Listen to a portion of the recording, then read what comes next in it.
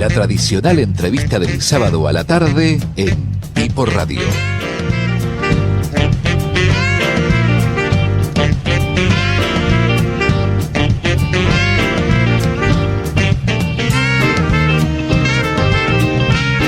Bueno, hoy estamos con Valeria Quiroga, que logró que... ¿Cómo descansaste del viernes al sábado en la radio? ¿Bien? Bien. ¿Te trataron bien? Sí, había una cucheta ahí. Y todo, Fue te dieron cómodo. unos mates Sí. con bizcochitos. Sí. Películas de pirata en blanco y negro, seguramente para entretenerte, como todo viernes a la noche. Bueno, Valeria Quiroga es para nosotros una amiga, pero aparte es licenciada en Ciencias Políticas, o sea, lo que vulgarmente llamamos como politólogos, ¿sí? Exacto. Es experta en estadísticas, lo que vulgarmente llamamos científicos de datos ahora, últimamente, como me contaba fuera del aire en la Universidad de Ciencias Exactas. ¿Qué le pasa, Garufa? ¿Sabe las tablas? Las sé. Sí. Algunas. Algunas. No le pida todas, porque No, la del todas 6 vio juntas que es no. difícil. Es difícil la del 6, la del 7 es difícil. O ¿sí? sea, sabe. Claro, exactamente, por eso son difíciles. Científico de datos, ¿sí? Pero como queremos conocer al personaje, ¿sí? Valeria Quiroga, ¿a qué colegio primario fue? A la Escuela Superior número 5, Distrito Escolar Noveno, Manuela Pedraza. ¿De qué barrio? Palermo. Palermo. Escuela superior, o sea, estaban los que vamos todos nosotros con Guede y después estaban las escuelas superiores. El distrito escolar es de una época ya, definitivo, ¿sí? ¿No le parece? ¿No hay más? Sí, sigue habiendo. sigue habiendo. Sí. Y tiene que estar informado, Balbo. No puede venir a este programa así. Yo podía haberle dicho que había distinto escolar y fui suave. No, está bien, por eso.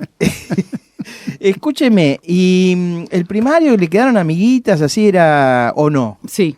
Epa, o sea, Sigo es amiguera. conservando. Sí. Es amiguera. Sí, nos seguimos juntando de vez en cuando, grandes Con las amigos chicas. entrañables. Y varones. Ah, mire usted. Y varones. Más con Sí, varones sí. que con chicas, por lo que veo. No, ¿parejo? Sí, Bueno, parejo. Bueno, ¿y el secundario dónde lo hizo? En el Normal 6, también, por ahí, por el barrio. 3 cuadritas. En el normal, o sea, toda escuela pública. Todo escuela pública. Muy bien. ¿Y le quedaron amigos también de la escuela? También. Sí. ¿Varones y mujeres? Mujeres, porque era de mujeres solo. Solo mujeres. Y nos aburrimos. Y bueno, ¿qué va a ser? A veces pasa eso. No nos pasa a todos, porque después nosotros tenemos otros recursos y otras capacidades para vincularnos. Pero bueno, en el caso de ella fue así. Lo que pasa es que la conducta de la primaria marcó. Tengo una trayectoria. Saludamos al marido que está detrás de la pecera. No, le queremos preguntar, Valeria, lo siguiente. ¿En qué momento se le ocurrió que iba a estudiar ciencia política? Terminando el secundario. Me interesaba, y en particular las relaciones internacionales. Y bueno, nada, por ahí me llevó el estudio, pero no el desarrollo laboral. ¿Pensó en ser diplomática, por ejemplo? En algún momento, en los inicios, sí, en los inicios de la universidad. Y por eso le parecía que... Bueno, y cuando no, porque esto tiene sus misterios, estas preguntas. Su padre y su madre, cuando le dijo voy a estudiar ciencia política, ¿qué le dijeron? No, nada. La Nada ignoraron. en particular. No se llevaba bien con sus padres. Sí, me Quiero llevaba ver muy bien, hay una tragedia pero detrás de fueron esa muy... historia. No, para nada. Fueron muy condescendientes. La verdad es que... La malcriaron un poco. Nos malcriaron, sí. Un poco. Sí, Así sí. quedó después Y de grande también. Mucha libertad en esas decisiones. Muy bien, por sus padres. Felicitamos. Sí. ¿Cómo se llaman? Juan José y Graciela. Exactamente. Le mandamos un beso a Juan José y a Graciela, que la felicitamos, a los dos. Y cuando entró a la facultad, ¿sí? Uh-huh. Ya había varones. Había varones, sí. Epa. ¿Qué le llamó la atención de su carrera? ¿Cuáles fueron las primeras materias que le llamaron la atención? Metodología. Ah, bueno, claro. Estadística, macroeconomía. Justifica un poco esa Todas las que personalidad. tenían que ver con las matemáticas. Claro. ¿Y cuándo dijo las estadísticas van a ser una manera de ganarme el pan con el sudor de mi frente? Cuando empecé a desarrollar el modelo de estadísticas y de sistematización de información del patrocinio jurídico de la Facultad de Derecho. Mire usted. Uh-huh. Bueno, siendo politólogo, trabajar con abogados, no sé si es lo mejor en la vida que uno le puede pasar. No fue fácil. Un saludo a todos mis amigos A todos, abogados, ¿no? a todo el mundo del derecho. Así es, no fue fácil. Guede está distraído, no lo veo compenetrado siendo su amiga también. ¿Tiene Pero alguna si pregunta? Después me va a salir con... Si está hablando de lo que vos le preguntás, ¿qué querés que intervenga? Por favor, esté atento. Estoy muy atento. Le hago lo siguiente, le digo lo siguiente. ¿Le fue fácil transmitirle al mundo de los abogados las dificultades que iban a encontrar? Porque no es una materia, las estadísticas, no es un elemento que está en la agenda del pensamiento de los abogados en general. Hoy creo que no se sigue ni siquiera someramente analizando posibilidades para tomar decisiones. Los abogados tienen que tomar decisiones. Si esas decisiones están bien fundamentadas, es más fácil a veces tomar decisiones. Y en derecho seguimos cri-cri. Más o menos. La verdad es que en los últimos años en ese sentido se ha avanzado bastante, pero tenemos como lógicas de pensamiento diferentes. El mundo del derecho trata el litigio en particular y está acostumbrado a mirar el árbol todo el tiempo, y la capacidad de poder mirar el bosque y empezar a ver o a identificar patrones de comportamiento en cómo se toman las decisiones en el mundo judicial, cómo funcionan la lógica de los diferentes actores en función de los objetos de los juicios, etcétera, etcétera, es un paso interesante para dar en el colectivo. Y esto se fue dando en la mayoría de los poderes judiciales del país y en la región desde los últimos 6 o 7 años. Ha ido evolucionando, así que estamos mucho mejor para tratar de describir cómo se comportan los sistemas de justicia en estos momentos que hace unos 10 o 12 años atrás. ¿Son confiables los sistemas estadísticos? Tuvimos un problema con el tema del INDEC, sí, claro. Sin, digamos... nosotros tratamos acá de no hacer juicio de valor sobre los gobiernos anteriores. Cada uno puede pensar lo que quiere. Ahí tuvimos un problema, las estadísticas tuvieron un problema y la Argentina estuvo casi 10 años sin estadísticas confiables, o 7, 8 años sin estadísticas confiables. Eso para la toma de decisiones de los ministros, de los presidentes, de los legisladores, de los jueces, de los poderes, de los empresarios, no tener buenas estadísticas. ¿En cuánto afecta la toma de decisiones? En 100%. Porque no tener información que haya construido un diagnóstico hace que no sepamos qué cosas tenemos que mejorar, no conocíamos cuál era la cantidad de personas que teníamos que incluir, cuáles eran nuestras políticas económicas en función de qué información, cuál era el índice de precios al consumidor. Sin información no hay toma de decisiones racionales y efectivas posibles. Si nos manejamos por las percepciones, este es uno de los problemas más importantes de no tener información sistematizada y estadística, tiene que ver con que las percepciones nos engañan todo el tiempo. Nuestras percepciones están formadas por modelos de pensamiento que fueron construidos por nuestra educación, por nuestra ubicación geográfica en el país, en la ciudad, en el barrio en que nacimos, y creemos que esto es representativo del mundo en general. Y el problema es que no es representativo. A un economista, Horacio Robelli, que es uno de nuestros columnistas, le quiero preguntar ¿cuánto es cierto que en gobiernos anteriores no se mantuvieron? Había una discusión, y esto lo abro a nuestra entrevistada, Valeria Quiroga, que estaban mal hechas las estadísticas, que se tomaban parámetros antiguos, equivocados, que no eran los correctos. Para un economista que tiene, como vos, que trabaja asesorando, no tener estadísticas confiables es un problema, ¿no? Seguro, es un problema. Lo que pasa es que en ese momento, si me permitís... Dale. Porque en realidad podría ser vetusto el sistema, todo esto puede ser cierto, pero la verdad que había una intencionalidad. Cuando se había ido Roberto Labaña como ministro de Economía, había dejado muchas deudas indexadas por precio, o sea, el SER, que es un coeficiente de estabilización que se basaba a su vez en el índice de precio al consumidor. Y esto significaba un monto que había que pagar. Entonces la forma que tuvo el gobierno de bajar lo que tenía que pagar de deuda, pues eran títulos públicos ajustados por SER, fue pisar, como se dice en la jerga, o sea, disminuir la verdadera medición del IPC. Este fue el mecanismo que se usó.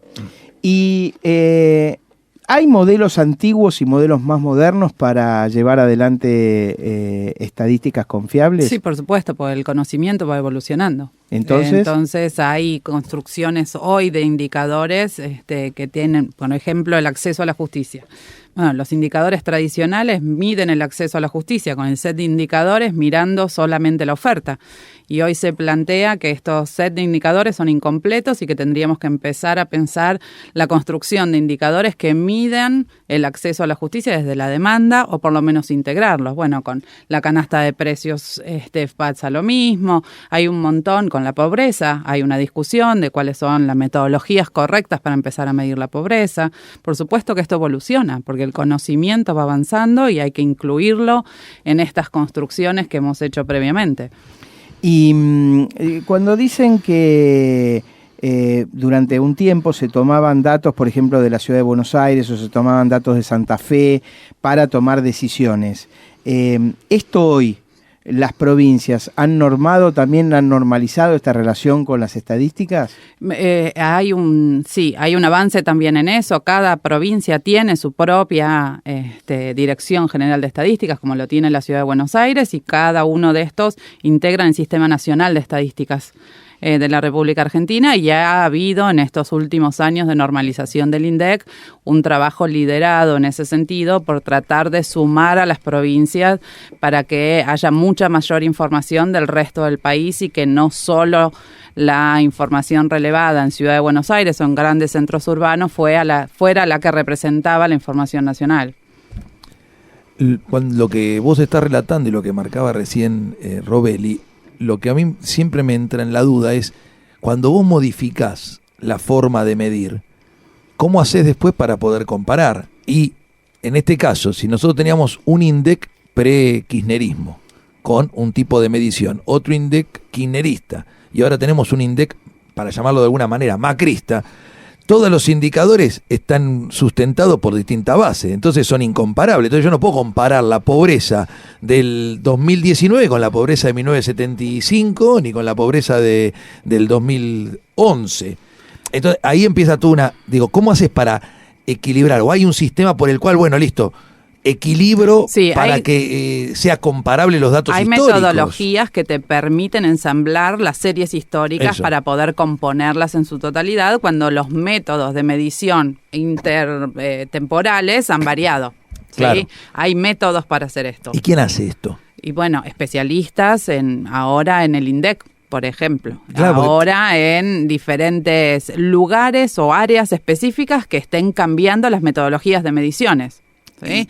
Y hay personas especializadas, así como hay muestristas, por ejemplo, parte del problema que hemos tenido con las encuestas últimamente, que tienen que ver con que las muestras no son representativas, entonces como no son representativas no pudieron capturar la opinión de las mayorías a la hora de ir a votar. De la misma manera que hay muestristas para hacer esto, hay personas técnicas que se dedican a ensamblar series históricas. Estamos con Valeria Quiroga, politóloga, especialista en estadísticas, la ciencia de los datos. Vamos a seguir un rato más. Ahí va yo. Quedamos debatiendo, como siempre pasa, sí. como dice el compañero Robelli, habría que filmarlo, no pasarlo por radio. Esto. Exacto, sería más interesante. Y había quedado la duda, pero la podemos volver a contar. Querías preguntarle cómo hacían las provincias. Claro, cómo hacen las provincias para homologar a nivel nacional algo que sea comparable y qué valor tienen las cosas privadas. Viste que se habla acá de la pobreza de la Universidad de la Católica. ¿De la Católica? Sí, de la UCA. Eso, ¿qué verdad tiene? ¿O ese índice está chequeado? ¿Es un índice relevante? Sí, es un índice que está chequeado, es un índice que ha tomado parámetros usuales en otros países, está estandarizado, ha sido evaluado. Imaginemos, o recordemos, mejor dicho, que fue el índice junto con el del Congreso que más o menos nos salvó las papas para tener idea del estado de situación de Argentina durante los años pasados, donde el kirchnerismo había hecho de las suyas con el INDEC. Entonces, eso tiene un aval y una legitimidad por parte de los investigadores que deconstruyeron el set de indicadores y se pudo verificar que la metodología que se aplica es bastante razonable, digamos, con lo cual los resultados son interesantes o por lo menos a considerar. Te quería preguntar una cosa, siguiendo la línea de Alejandro Guede, era si las estadísticas a nivel internacional, cuando comparan, no sé, el África subsahariana con Francia, son modelos... parametrizados. Sí, estándar. Eso. Sí, porque si no, no nos podemos comparar. ¿Sí? Parte de lo que queremos hacer con las estadísticas es poder tomar las mejores prácticas o los casos exitosos en materia económica, en materia de salud, en materia de transporte, en materia de desarrollo. Bueno, el área que busquemos, queremos ver que fue eficiente, que fue exitoso para tratar de ganar tiempo en la aplicación e implementación. Esto es de gente inteligente. ¿Cómo podemos hacer eso? Si nos comparamos. Y para compararnos tenemos que tener todos la misma regla. ¿Sí? Si cambiamos la regla, no nos podemos comparar. Entonces hay todo un proceso de normalización y de contar con la misma construcción de indicadores para que nos podamos comparar entre las distintas regiones, países, provincias, etcétera. Pregunta, ¿no? Para alentar o no a la gente a estudiar o meterse en este rubro académico, ¿cuánto sabés vos de matemática para todo esto? Sé un poco. Hay gente que sabe mucha más matemática que yo. Yo soy más fuerte por ahí en metodología. Lo que está sucediendo ahora con el mundo de los datos, el Big Data y el cúmulo de datos que se juntan en todos nuestros dispositivos, pensemos que ha sido exponencial la cantidad de registros de todo lo que hacemos. Hoy está todo. Google, cuando nosotros nos hicimos una cuenta en el celular, empezamos a autorizar que sepa dónde vamos, los correos que enviamos, con quién nos vinculamos, a quién sonreímos, qué cosas nos gustan, qué nos disgustan. Entonces está plagado de información sobre la mayoría de la gente que tiene dispositivos móviles en el mundo, y esto se guarda en bases de datos. Correcto. Y esas bases de datos se pueden analizar y nos pueden dar información respecto de un montón de cosas que podríamos empezar a pensar para tener soluciones de lo que se les ocurra. ¿Hay una única disciplina vinculada con esto? No. Ahí está. Claramente hay equipos de trabajo donde hay miradas desde ingenieros en sistemas, gente que sabe de metodología, como los que venimos de las ciencias sociales, gente que sabe de matemática, como los actuarios que tenemos en mi equipo de trabajo, licenciados en administración. Esta es una desarrollo que tiene que ser necesariamente interdisciplinario. Cambridge Analytica, ¿no? Sí. Supongo que habrás visto la película o te la habrán comentado, la que salió estos días en Netflix. Sobre la historia de esta empresa que trabajó en el Brexit británico, que trabajó con Donald Trump y con algunos personajes, inclusive con Macri aquí, por lo que dice la película. Trinidad y Tobago, digamos. Y han sido responsables del cambio de opinión de gente, porque como vos bien decías, la gente, los datos que hay sobre la gente, había 5.000 datos por cada votante que ellos, casi 87 millones de votantes en Estados Unidos, y habían incidido sobre ellos. ¿Hasta dónde van a llegar estos datos sobre la cuestión individuales, sobre la gente, ¿no? ¿Y cuánto pueden incidir desde las estadísticas que la gente cambie de opinión, ¿sí?, en estas cosas? Porque deben saltar, debe haber... García Márquez decía, creo que era él el que decía, que hay una vida pública, una vida privada y una vida secreta, ¿no? Pero estos datos a veces llegan hasta la vida secreta. A veces no, siempre, ¿sí? Nosotros, la gente no toma conciencia de que habilitó la captura de todo lo que hace, todo lo que dice, e inclusive a Google, por ejemplo, que puede leer los textos de sus correos electrónicos, enviados y recibidos. No hay mucha conciencia de que hemos entregado todo, ¿sí? Ya está, estamos entregados. Ninguna conciencia, no mucha. Uno cuando dice OK no tiene ni idea lo que dice ahí abajo. Sí. Habría que leerlos y por lo menos empezar a saber y ser conscientes de lo que le estamos entregando. Ahora, En este momento, a partir de esas cosas, mucho más difundido, pero hasta que surgió el problema de las elecciones con Obama, que fue el primero que también se utilizó el mismo sistema para tratar de incidir en el cambio de los votantes, porque sabemos que somos influenciables, ¿no? Por esto está el marketing, por eso hay un montón de estrategias para que consumamos determinada cosa o cambiemos de opinión sobre otras. Como somos influenciables, quienes conocen cómo trabajar, analizar la información, pueden detectar de qué manera influir sobre nosotros. Ahora, hay una tensión en este momento sobre hasta dónde se puede llegar a usar esa información y para qué áreas, ¿sí?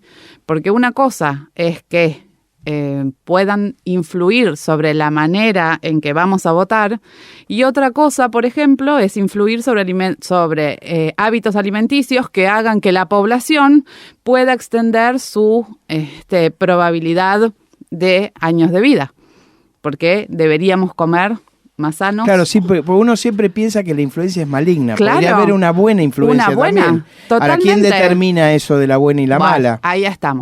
Ahí estamos en los problemas. Estamos en un problema ahí. Y sí, porque la autorregulación, la ética, todo esto es sin que haya un órgano ocupándose de esto. ¿Balbo? El tema también que vos, como lo planteás, que decís que una vez que damos el ok, ya saben todo de nosotros. Uh-huh. Lo que pasa es que es muy difícil no dar el ok, es quedar afuera de todo. De todo. O sea Sí, que claro. es una trampa esto realmente y es imposible salir. Porque a no ser que no tengas celular, que no tengas Google, que no tengas nada de nada, siempre vas a tener que dar un ok. Sí, hay tendencias en este momento a volver a la startup. Dejar de utilizar Digital. Smartphones, ¿sí? Teléfonos inteligentes, porque los teléfonos analógicos y los anteriores no tenían forma, no le poníamos a Google cómo llegar de tal lugar a tal lugar para que guarde los datos, a qué hora, qué colectivo nos tomamos, cuál fue la trayectoria, si fuimos por acá, si fuimos por allá. Esos teléfonos no registran esa información. Es más, no solo la trayectoria de lo que haces, sino hasta las relaciones vinculares que vos tenés con las personas que están alrededor. Es decir, en este momento mi celular que está en la mesa está cerca del celular de todos ustedes. Como esto yo lo hago todos los sábados, durante mucho tiempo sabe el sistema que yo me vinculo con estos celulares todo el tiempo. Entonces ya no es que te escuchan, pero ya sabe. Entonces lo que uno sucede en todo esto, ya con eso te van direccionando la promoción, lo que sea. Pero todo esto también puede ser usado, como decía Pi, para cosas Para buenas, bien, para por supuesto. desarmar, por ejemplo, yo qué sé, que consuma la gente menos sal, por ejemplo. Claro. Entonces, influir a partir de publicidades que te mejoren la vida, o que, no sé, cosas Claro. que te hagan Tosanca mejor. nos acaba de llamar. Claro. Celusal, dice. No, pero No, el tema sí. es que nadie pone plata, ¿está bien?, para que consumas menos sal. En sí, hay mucha gente que pone plata para saber cómo te puede influenciar para cambiar tu voto o para saber qué es lo que vos consumís y hacértelo consumir más. Correcto. Eso es lo que pasa. Y lo que me parece que está diciendo acá la Valeria. licenciada es que sería bueno que algún organismo sin intenciones económicas, o sea, algún ente gubernamental utilice Ese es esa el Estado. información Claro. para el beneficio de la población, sin esperar nada a cambio de eso. Ese es el aporte estatal, que además sería un beneficio para el aprovechamiento del crecimiento, el desarrollo de su población y de la nación, digamos. Valeria, última pregunta para ir liberándote. Hace unos años, el presidente Sarkozy, en su mensaje al Estado de la Nación, empezó a hablar del índice de la felicidad. Sí. Fue el primero que habló. Es un índice, digamos, que no sería de las ciencias duras, pero que es medible Ujú. de alguna manera. ¿Qué opinas del índice de la felicidad? Que deberíamos escalar un poco más, porque sigue siendo Suecia o me parece uno de los países nórdicos los que estaban liderando el top 10. Nada, hay construcciones generales que nos ayudan a poder describir situaciones sociales colectivas. Ese es uno. ¿Por qué deberíamos despreciarlo? Si tiene adentro algunas variables vinculadas con las cosas que nos dan satisfacción, con la calidad de vida, con el acceso a la salud, a la educación, porque tiene un nombre que podríamos pensar que es risueño el de la felicidad, pero la verdad es que son indicadores que ayudan a describir el estado de situación de diferentes fenómenos que estamos observando. Siendo muy felices todos los que estamos en la mesa, gracias a Valeria Quiroga y este rato que se entrevistó con nosotros, creo que nos quedamos con ganas de más, ¿no? Seguramente es el momento de cortar entonces. ¿Estuviste cómoda? Sí, muchas gracias.